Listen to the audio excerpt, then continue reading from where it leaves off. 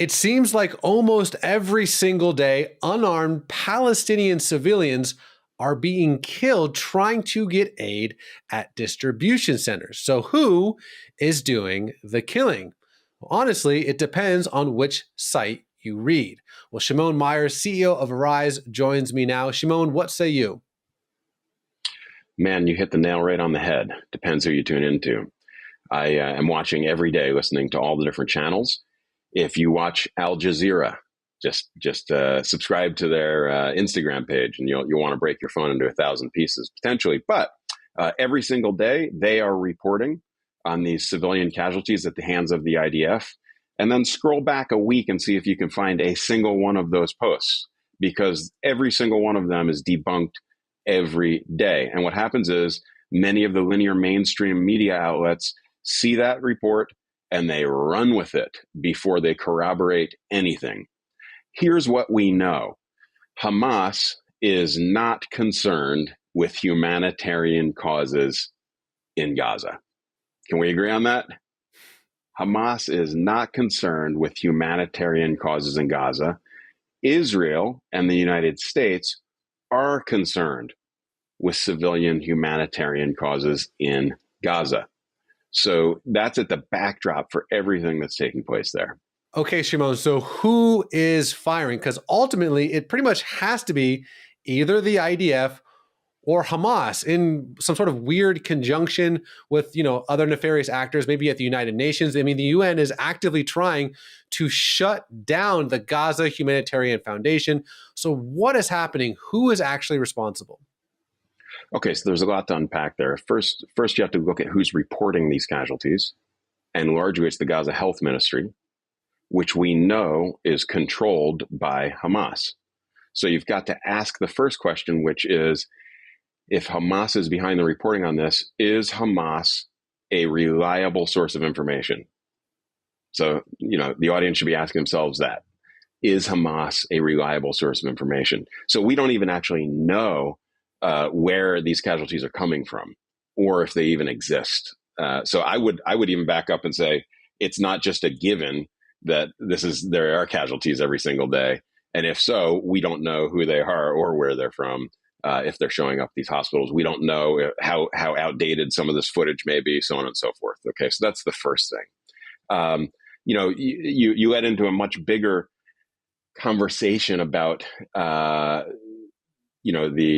the battle for control. Really, that's what's happening here. This is a battle for control over Gaza. That leads to this conflict between the United Nations and the Gaza Humanitarian Foundation, which is backed by the United States. And, you've got to look at the United Nations today and understand that they are extremely biased. And I'm not going to say just against Israel. They're anti-Western. There are massive voting blocs within the UN that consistently vote against Israel.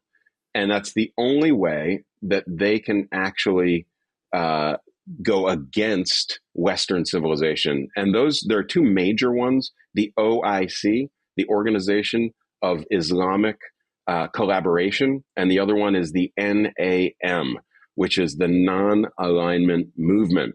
They've been around since the 60s and 70s, and they actually have a perpetual majority within the United Nations. The OIC has 57 countries, and the NAM has 120 countries represented, and they represent a majority, over 62%. So they also have resolutions that are indefinitely and perpetually on their agenda. They have issue number 7 that comes up in every single meeting, where they single out Israel. It's a resolution that specifically deals with Israel.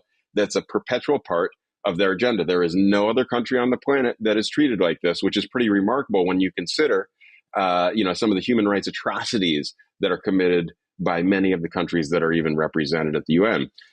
It's important to know, because your viewers may be asking, well, what are the differences? So, if you look at, what's really happening, what you have here is a battle of Western civilization, democracy, freedom, Judeo-Christian values. That's a battle that's taking place between Islamism, radicalism, communism, so on and so forth. And the UN is a great part of the battlegrounds. It's significant in the sense that they have the ability to persuade. So it's really a battle for public opinion. And, people should constantly be asking, who is our friend and who is our enemy? Trying to understand that in the simplest form. And I know that those are narratives that are changing, but it's unquestionable that the United States and Israel share the same value system. Israel's the only liberal democracy in the Middle East. Arab citizens can vote. We have an independent judiciary, so there's separation of church and state to a large degree. LGBTQ can have rights, women can have rights, so on and so forth. Those are things that are celebrated by Western civilization, celebrated by the Western world, celebrated by the United States, and that's really what's at stake here. All right, so Shimon, let me ask you this in closing. Obviously, we are both followers of Yeshua, and we both value and care about human life. And there seems to be this dichotomy where you have to be anti-one, pro-one, and I think there's room to be, pro-Israel, believe in the right to defend themselves, and also have a massive broken heart for the suffering of Palestinian civilians in Gaza. So, where should we be looking to find the truth? Because it seems like, again, no matter where you look, there's just deception everywhere. I mean, I'm sure there's people in the comments that think that we're deceiving people. And honestly, like I mean this sincerely, I'm just trying to get to the bottom of this too. So where should we as followers of Yeshua go when we want to be a light in this dark place?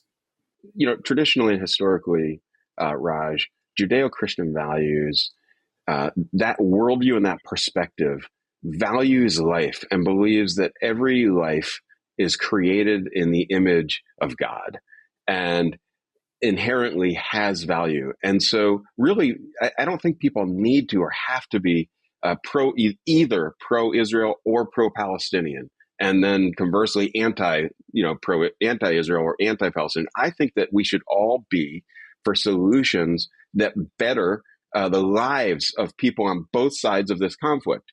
So that shouldn't be controversial to anybody. And I think, people should take a deep look at who in the conflict shares that value system, who is concerned with valuing the lives of their own citizens first, and then the citizens of other countries and surrounding countries, who in this conflict shares that same value system for life. And I know that there, you can, depending on who you tune into, you may derive different conclusions, but I really think that's what people should be asking. How do we improve the lives of everyone that's involved in this conflict? How do we save life? How do we better life? How do we make the situation better? Well, I think, part of it is having wisdom and discernment to realize that there are so many lies. As someone who's been there 30 times, you grew up there. There are so many lies. There are so many half-truths. There's so much deception, disinformation, that to allow the Holy Spirit to show you what is true is, in my opinion, the first step, because there's just there's so many rabbit trails you can go down. But I think just educating yourself, and again, what you've brought to our attention, Shimon, is invaluable. So again, I thank you for your time, and God bless, my friend.